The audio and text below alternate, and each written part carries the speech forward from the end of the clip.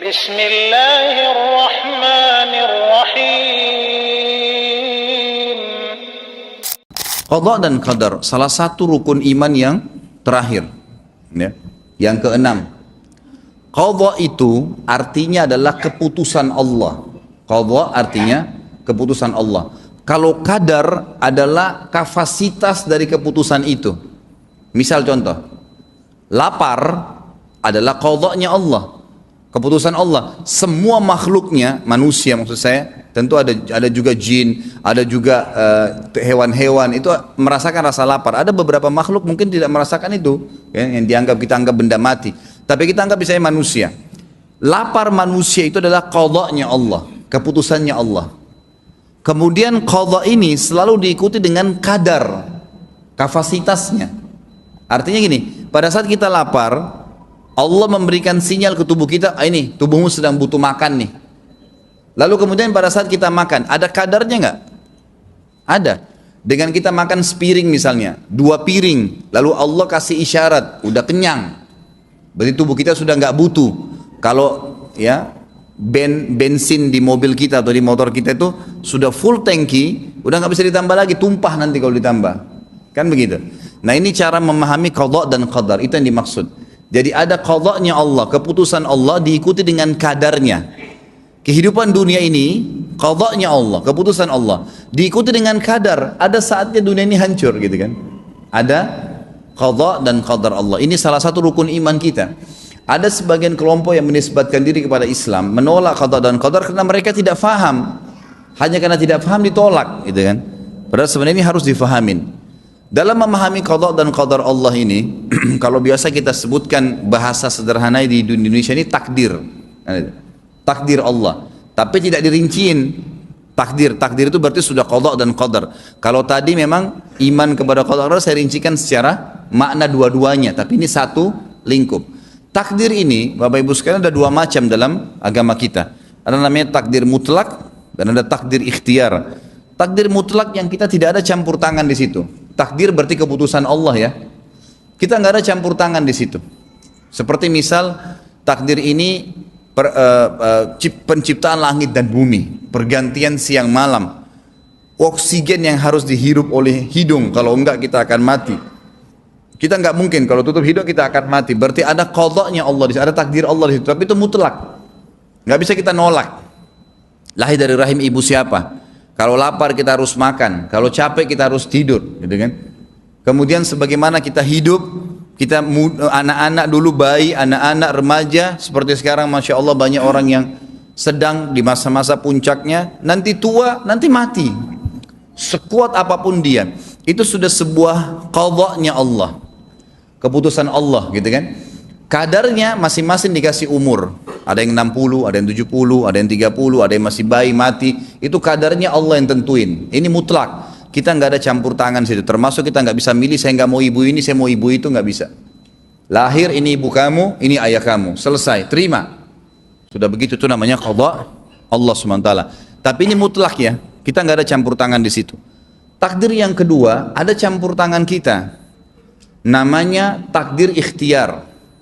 Sesuatu yang Allah tentukan di Lauhil Mahfud untuk setiap individu di antara makhluknya. Anggaplah kita lingkup manusia aja supaya lebih kerucut. Setiap manusia, ya, apa yang akan dia lakukan dalam kehidupan sehari-hari, namanya af'al ibad, gitu kan?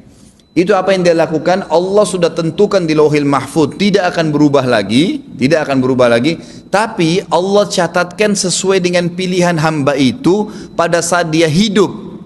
Jadi sebelum kita diciptakan nih, saya Khalid Basalama ini sudah ditahu oleh Allah Subhanahu wa taala, ini orang ini kalau saya ciptakan nanti, saya ciptakan makanan, minuman, pakaian, teman-teman yang manusia yang sekitarnya, nanti Allah sudah tahu saya ini akan pilih apa saja sehari-hari nih. Oh ini air dikasih nih. Saya belum minum sekarang, tapi pada saat saya minum, Allah sudah tahu dari sebelum saya diciptakan, saya akan minum air ini. Dicatatlah sebagai takdir saya. Jadi takdir ikhtiar ini Allah nggak paksain kita. Beda dengan mutlak tadi. Mutlak itu memang Allah sudah taruh sistem alam semesta. Termasuk di mutlak ini ajal. Kalau takdir ikhtiar ada campur tangan kita. Di dalamnya jodoh. Jadi jodoh itu takdir ikhtiar.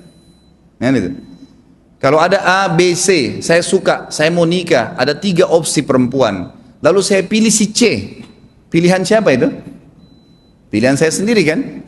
Nah itu namanya takdir ikhtiar. Kalau saya pilih si C, ya udah Allah sudah tahu saya akan pilih si C nantinya. Dan di situ ada takdir kehidupan lagi, gitu kan? Seperti itu memahaminya. Jadi ada namanya takdir mutlak, ada takdir ikhtiar. Satu-satunya takdir seperbuatan yang masuk di 2 takdir ini, mutlak dan ikhtiar, adalah rezeki. Rezeki ada yang mutlak, ada yang ikhtiar. Yang selain rezeki nggak ada lagi. Di mutlak atau di ikhtiar. Tapi di ikhtiar ini adalah perilaku kita sehari-hari. Makan, tidur, bergaul, menikah. Itu semua namanya ikhtiar. Pilih jurusan kuliah, warna baju. Itu semua ikhtiar. Allah bebasin. Silakan. Cuma Allah kasih kaidah. Yang halal. Ini yang haram jangan, gitu kan. Nah satu-satunya perilaku kita yang masuk di 2 takdir ini, mutlak atau ikhtiar dan ikhtiar, adalah rezeki. Nah rezeki ini Bapak Ibu sekalian seperti sebuah pohon. Ada buahnya yang berjatuhan, ada buahnya yang bergelantungan. Yang berjatuhan ini, ya, dan ini orang kafir, orang beriman semua dapat ya. Rezeki Allah SWT dikasih semuanya. Tapi yang berjatuhan ini semua orang bisa dapat tanpa upaya pun. Seperti udara yang kita hirup. Tidak pernah ada usaha khusus gitu. Pernah gak kita khususkan jadwal jam sekian saya mau hirup oksigen? Nggak bisa, itu sudah jalan dengan sendirinya, gitu kan? Mata menangkap cahaya, kadar oksigen yang kita hirup. Kemudian segala sesuatu yang berhubungan dengan apapun yang kita dapatkan. Seperti air saya nggak pernah pesan tadi, tiba-tiba saya dikasih, kemudian saya minum. Ini rezeki mutlak namanya, gitu. Jadi mutlak, kita tidak ada campur tangan di situ. Itu kita akan dapatkan sampai kita mati. Dan ini masuk dalam sabda Nabi SAW. Kalau seseorang lari dari rezekinya, sebagaimana dia lari dari kematian, maka rezekinya akan mengejar dia sebagaimana mati mengejarnya.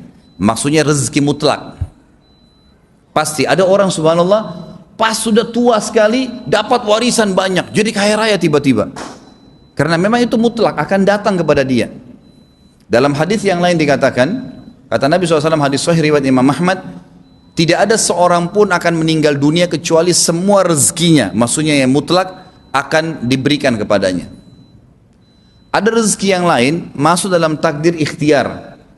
Jadi kalau tadi saya bilang pohon ada buah yang berjatuhan, ada buah yang bergelantungan. Nah, ada buah yang bergelantungan Bapak Ibu sekalian. Kita untuk naik mengambilnya harus pakai tangga. Tangga ini ilmu pengetahuan, keterampilan. Ada orang sengaja sekolah sampai S1, S2, sudah S2 mau S3 supaya nanti dia ngajar gajinya lebih banyak misalnya. Ada orang punya 1 toko ingin buka 5 toko, gitu ya. Kan itu ikhtiar dia ya. Buka cabang, buka franchise, buka apa, kan itu ikhtiar dia. Nah ini berarti rezeki yang ada di atas pohon. Dia naik tangga, tangga ini fasilitas yang dia pakai. Itu dia bisa pilih jurusan apa dia kuliah, jenis usaha apa yang dia mau buka, nanti naik tangga. Pada saat dia naik di atas, dia boleh petik sebanyak mungkin yang ada di situ buah-buahannya. Hanya saja syaratnya, petik buah yang bagus saja, yang berkualitas, halal dan thayyib. Yang berulat, yang busuk jangan ambil. Itu yang haram. Saya akan bacakan Imam Az-Zahabi, Imam Abu Bakar Al-Jazair berkata, seorang mukmin beriman kepada qada dan qadar Allah. Saya sudah katakan tadi, qada adalah keputusannya Allah, qadar adalah kapasitasnya. Kita diciptakan oleh Allah, diberikan kekuatan. Semua itu adalah qada'annya Allah. Tapi ada qadar. Kadarnya adalah kapasitasnya. Ada orang yang dikasih lebih besar kekuatannya, ada orang yang lebih sedikit, dan tidak mungkin sama antara kekuatan kucing sama harimau. Itu namanya kadarnya. Seorang mukmin beriman kepada qada dan qadarnya Allah. Semua ini qada dan punya kadarnya Allah, tidak terkecuali di langit dan di bumi. Kebijaksanaan dan kehendaknya Allah. Dan beriman bahwasanya tidak ada sesuatu pun yang terjadi di alam wujud ini hingga perbuatan manusia yang bersifat ikhtiar atau pilihan, melainkan didahului oleh pengetahuan Allah dan takdirnya. Dan beriman bahwasanya Allah Azza wa Jal maha adil di dalam qada dan qadarnya, maha bijaksana di dalam segala perbuatan dan tindakannya. dan beriman bahwa kebijaksanaannya Allah itu bergantung kepada masyiah, kehendaknya Allah, mutlak. Maka apa saja yang dia kehendaki pasti terjadi, dan apa saja yang tidak dikehendakinya tidak akan terjadi, dan tiada daya serta tidak ada pula kekuatan melainkan dengan pertolongan darinya, dari Allah.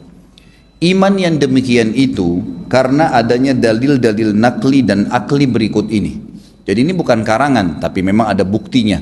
Dalil secara wahyu dan dalil secara akal. Dalil-dalil nakli yang pertama, informasi dari Allah Azza wa Jal berkenaan dengan hal tersebut. Seperti firman-Nya tentang takdir. Surah Al-Qamar ayat 49. A'udzu billahi minasyaitonir rajim. Inna kulla syai'in khalaqnahu biqadar. Sesungguhnya kami menciptakan segala sesuatu menurut dengan qadarnya, ukurannya. Firman-Nya tentang pengetahuan dan takdirnya atas segala sesuatu, tidak terkecuali, tidak ada yang luput dari ilmu dan pengetahuan Allah Subhanahu wa taala. Surah Al-Hijr ayat 21. A'udzu billahi minasyaitonir rajim wa in min syai'in illa 'indana khazainuhu wa ma nunazziluhu illa biqadarin ma'lum. Tidak ada sesuatu pun, kata-kata sesuatu berarti benda mati dan benda hidup di mata manusia, semuanya, melainkan pada sisi kamilah khazanahnya. Khazanah artinya penentuannya, kapan diciptakan, apa yang dibutuhkan, kapan dimusnahkan, kemudian kapasitas yang dibutuhkan, semuanya. Dan kami tidak menurunkannya melainkan dengan ukuran tertentu yang telah Allah Subhanahu wa taala tentukan, ya. Air, udara, semua ini ada ukuran semua dengan tatanan yang sangat rapi, gitu. Firman-Nya tentang segala sesuatu telah dicatat semenjak zaman azali, sebelum diciptakan manusia, gitu. Al-Hadid ayat 22. A'udzu billahi minasyaitonir rajim. Ma asaba min musibatin fil ardi wala fi anfusikum illa fi kitabin min qabli an nabra'aha. Inna dzalika 'ala Allahi yasir. Tiada sesuatu bencana pun yang menimpa di bumi dan tidak pula pada diri kalian sendiri melainkan telah tertulis di dalam kitab atau Lauhil Mahfuz sebelum kami menciptakannya. Maksudnya menciptakan segala sesuatu tadi itu, di antaranya manusia, semuanya.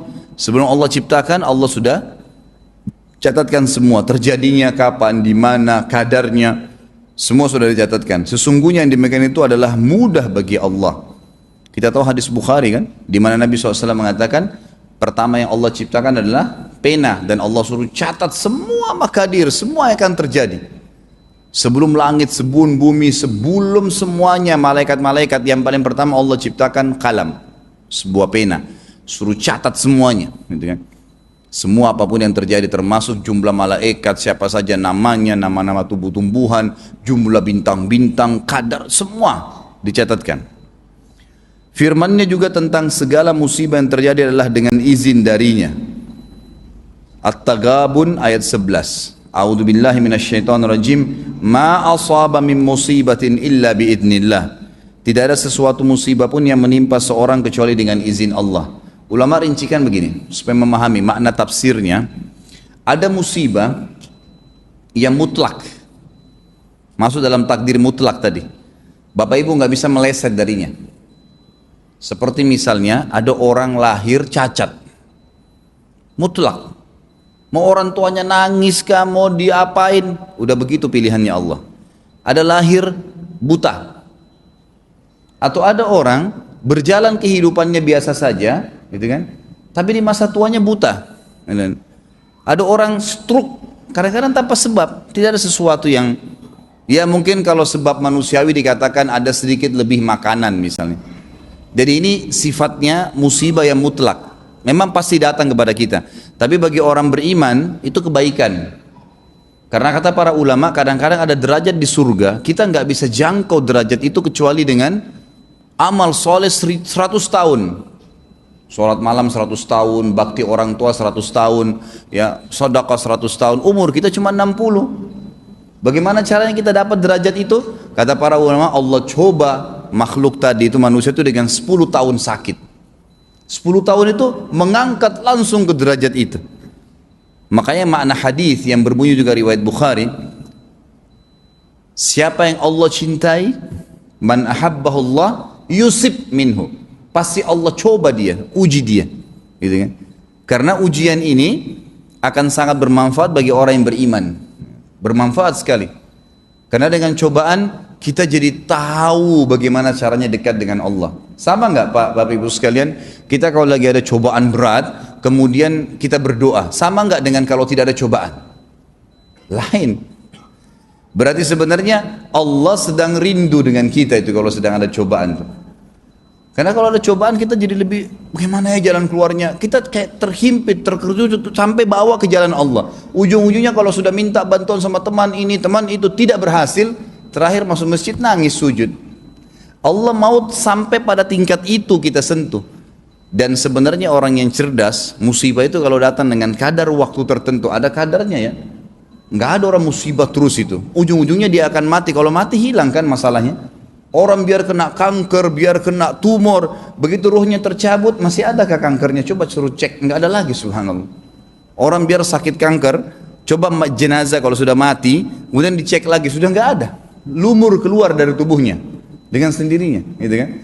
Ada kadarnya itu, ada waktunya di mana dia sudah akan habis. Jadi ada musibah yang datang memang dari Allah Subhanahu wa taala. Allah datangkan memang cobaan. Tapi yang datang di sini sifatnya musibah individual ya. Secara pribadi-pribadi orang datang ini kehilangan barang, ini gini itu ada. Kalau musibah yang sifatnya global, umum, kayak bencana alam, longsor, itu enggak datang kecuali memang karena masuk dalam takdir ikhtiar. Karena perilaku manusia. Allah enggak pernah datangkan musibah besar tanpa sebab. Saya kalau tidak salah ingat dalam surah Hud ayat 11 ada bunyinya begini, a'udzubillahi minasyaitonirrajim, wa ma kana rabbuka liyuhlikal qura bidzulmin wa ahluha muslihun. Muhammad, sampaikan kepada seluruh pengikutmu bahwasanya Tuhanmu Allah tidak akan pernah mendatangkan bencana global merata kecuali secara zalim, artinya mereka tidak berbuat salah. Jadi kalau yang datang individual bisa masuk ke masalah takdir mutlak. Tadi misalnya tiba-tiba orang lahir lumpuh dan seterusnya. Kalau datang sifatnya global berarti masuk dalam ikhtiar karena ada perilaku manusia di situ penyebab bencana alam. Mereka tebang pohon-pohon di gunung, gundul, hujannya jadi banjir. Kan mereka penyebabnya, gitu kan? Seperti itu. Jadi ada campur tangan manusia. Ada juga yang difahami juga di sini poin kedua dalam masalah musibah, ada sesuatu yang memang itu berbahaya buat kita. Dan Allah Subhanahu wa taala sudah mengingatkan, misal racun. Jangan minum racun misalnya kan itu. Allah kasih ilmu pengetahuan manusia, ini berbahaya, komposisinya ditahu, ini racun, jangan diminum, berbahaya, bisa mematikan. Manusia-manusia, dokter, ilmuwan nyebarin berita ini jangan diminum, ditulis besar-besar bahayanya.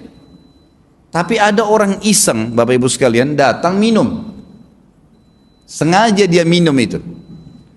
Maka di sini dia juga kena musibah, tapi karena perbuatannya dia, cuma individu.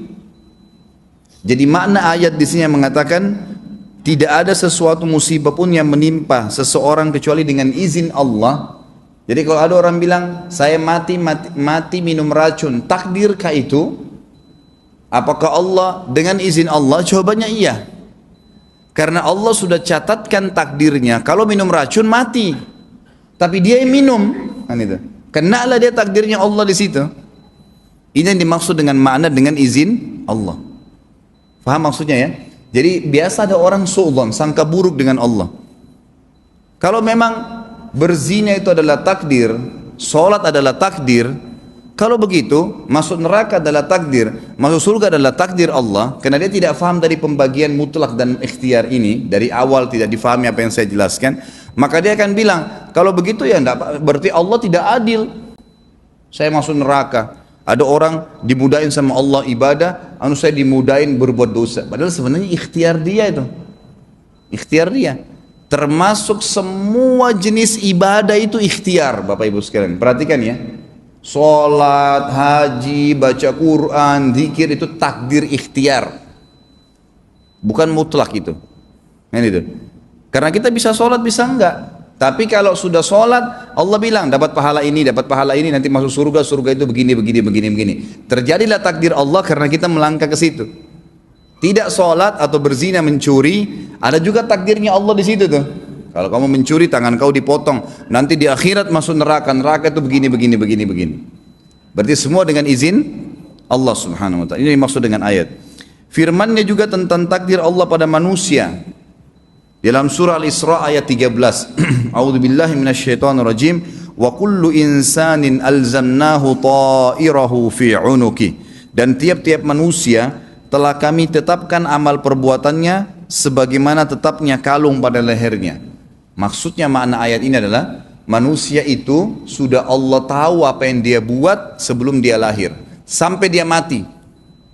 Ini Bapak Ibu yang hadir di sini nih, kita cuma bisa planning kan program besok mau buat apa. Tapi kita tidak pernah tahu kita bisa lakukan atau tidak. Cuman Allah di Lauhil Mahfuz sudah catat. Hari ini, tanggal ini, besok kita mau makan apa, besok kita ke Seleo di mana, besok kita mau tidur di mana, kita mau ketemu sama siapa, sudah catat semua di Lauhil Mahfuz. Dan berjalan sesuai dengan itu. Allah enggak zalimi. Allah dengan keluasan ilmunya. Disebutkan dalam akhir surah Al-Anfal, ini kaidah penting dalam qada dan qadar. Akhir surah Al-Anfal Allah mengatakan a'udzubillahi minasyaitonirrajim wa qad ahata bikulli syai'in ilma. Allah telah meliputi segala sesuatunya di alam semesta ini termasuk manusia dalam kehidupannya dengan keluasan ilmunya. Maksudnya apa? Allah sudah tahu siapa di antara kita ahli surga dan ahli neraka karena Allah tahu dengan kemahakuasaannya tanpa mendolimi hambanya, tahu ini orang kalau hidup pilih jalan apa saja. Orang kafir itu menjadi kufur atau beriman ikhtiar. Ikhtiar. Kan dia bebas kan? Bisa dia beriman, bisa tidak. Tapi Allah selalu berikan peringatan-peringatan. Gitu kan? Sinyal-sinyal terus datang ya. Selalu Allah datangkan sinyal seperti orang kalau mau berbuat dosa, mau mencuri nih, ada sinyal takut, khawatir ketangkap. Allah tahan dia tapi dengan cara itu. Sinyal-sinyal takut, mungkin kepleset, mungkin kedengaran suara supaya dia berhenti. Tapi kadang-kadang dia terus ngotot lakukan. Terjadilah takdir Allah itu dengan izin Allah. Mencuri misalnya digebukin. Kan itu. Padahal ada peringatan-peringatan ya. Semua orang kafir subhanallah di muka bumi ini pasti punya sinyal hidayah. Datang bertubi-tubi tuh, bertubi-tubi datang. Mungkin dia dengar azan, mungkin dia lihat orang Islam, mungkin ada yang tegur dia, mungkin dia baca buku, banyak. Tinggal dia mau tangkap nggak? Makanya nanti kata para ulama ahli neraka, wa na'udzubillah, mudah-mudahan kita semua selamat dari neraka. Ahli neraka ini Bapak Ibu sekalian masuk neraka dalam kondisi mengakui keadilannya Allah. Mereka bilang pantas kami masuk karena kami yang pilih perbuatan itu. Tuh. Karena kan perbuatan semua dia yang pilih kan. Ini ikhtiarnya dia. Makanya kita harus jeli. Allah berikan akal fikiran. Kata Nabi SAW perhatikan al-mu'minu qayyisul fatin. Orang mukmin itu cerdas dan jeli. Tidak mungkin Allah turunkan tangan dari langit Bapak Ibu sekalian berhentikan kita dari dosa. Tidak mungkin. Atau tangan dari langit memaksa kita sholat. Ada orang, kenapa kamu nggak sholat malam akhi, ukhti? Iya ya, kapan ya? Seakan-akan berharap ada tangan dari langit maksain dia bangun sholat. Nggak mungkin. Tapi sinyal Allah datang. Tiba-tiba kadang-kadang kita kaget. Niat saja, niat mau bangun sholat malam. Coba nanti malam niat, pasti terkaget tuh. Allah bangunin sholat. Gitu kan? Apa saja dia niat. Kalau kita niat sebentar saya mau sholat berjamaah, pasti, perhatikan, pasti dengar azan kuping kita. Subhanallah, ada sinyalnya Allah datang. Gitu kan? Sinyal. Begitu juga kalau bahasa kita mau berbuat dosa, selalu ada sinyal untuk berhenti. Ada orang mau selingkuh, subhanallah, kalau memang Allah berikan peringatan, kadang-kadang ada yang telepon, pasangannya tahu, telepon, berapa kali kerang-kering, peringatan, hatinya was-was, ragu, gitu kan. Semua itu sinyal dari Allah SWT. Tapi Allah tidak mungkin turunkan tangan dari langit. Harus kita menyadarinya jeli. Quran di rak lemari kita tidak akan pernah bisa dibaca kalau Bapak Ibu tidak ikhtiar, berdiri, baca. Karena syaitan selalu membuat kita terlambat, gitu kan? Supaya hilang pahalanya. Padahal kalau hari itu kita tidak baca Quran misalnya, nggak berdosa. Tapi buku amal kita untuk hari itu sudah kosong dari baca Quran. Biar kita nangis darah mau perbaikin nggak bakal bisa hari ini. Besok Allahu alam, kata para ulama, orang mukmin yang jeli adalah dia tahu poin penting dalam hidupnya. Yang sudah berlalu adalah masa lalu, dosa dia beristighfar kepada Allah karena tidak mungkin diperbaikin. Kalau dia berbuat pahala dia bersyukur. Hari ini milik dia, hari ini dia hidup, hari ini apa yang Allah mudahkan depan matanya, majelis ilmu, dengar azan mau sholat, puasa waktunya puasa, ada fakir miskin, ada sedekah, hari ini rebut semaksimal mungkin pahala itu. Hari esok adalah sesuatu yang gaib, dia tidak tahu apa yang akan terjadi. Maka esok itu cuma sebuah program, tapi hari ini adalah hari emas kita. Cuma masalahnya yang sudah lalu ini sudah habis, nggak bisa diperbaikin. Makanya harus jeli. Lalu dikatakan di sini juga, kata beliau, firman-Nya tentang segala musibah yang menimpa itu terjadi berdasarkan qada dan qadarnya Allah. Surah At-Taubah ayat 51. A'udzubillahi minasyaitonirrajim. Kullan yusibana illa ma kataballahu lana huwa maulana wa 'alallahi falyatawakkalul mu'minun. Katakanlah hai Muhammad kepada seluruh orang-orang yang beriman dari umatmu, sekali-kali tidak akan menimpa kami melainkan apa yang telah ditetapkan oleh Allah bagi kami. Dialah pelindung kami dan hanya kepada Allah orang-orang yang beriman harus bertawakal. Artinya yang musibah datang mutlak tadi Allah yang takdirin, dan pasti Allah tahu yang lebih baik buat kita.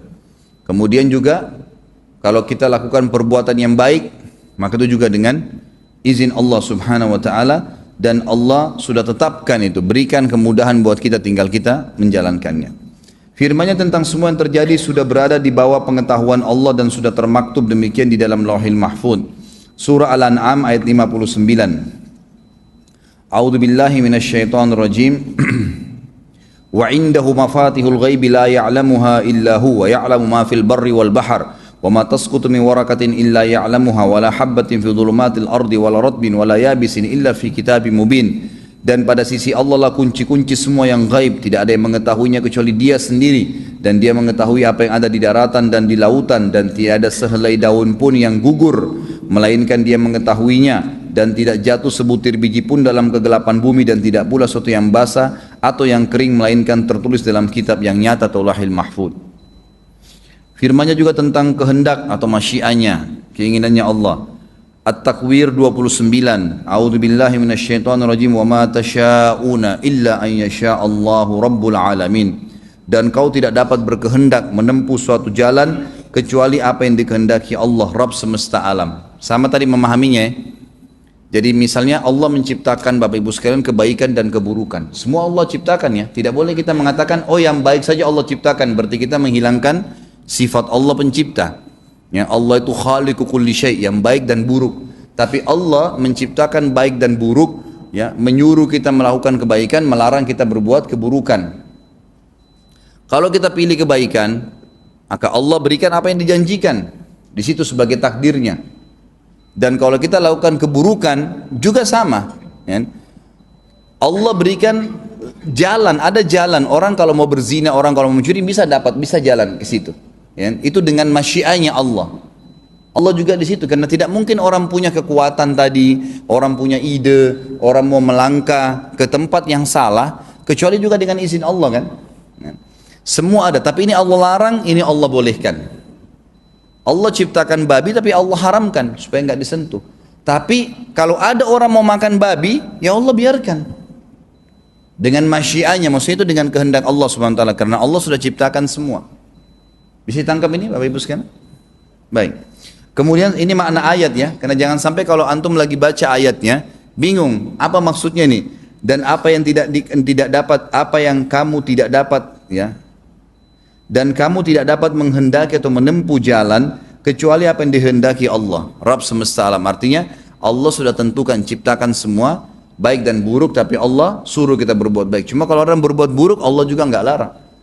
Maksudnya Allah nggak tahan dia, gitu kan?